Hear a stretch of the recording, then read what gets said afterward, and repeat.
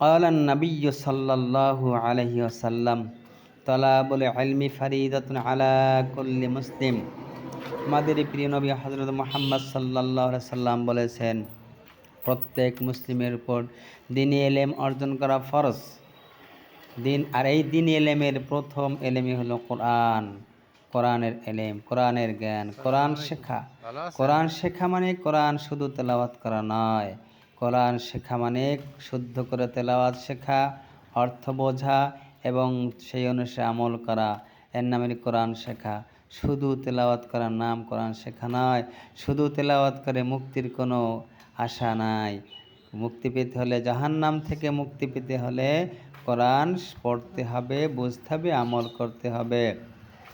তাছাড়া জাহান্নাম থেকে বাঁচার কোনো উপায় নেই। শুধু তেলাওয়াত দিয়ে জাহান্নাম থেকে বাঁচা যাবে না।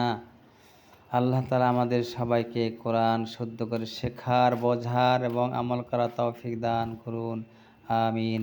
আসসালামু আলাইকুম ওয়া রাহমাতুল্লাহি ওয়া বারাকাতুহু।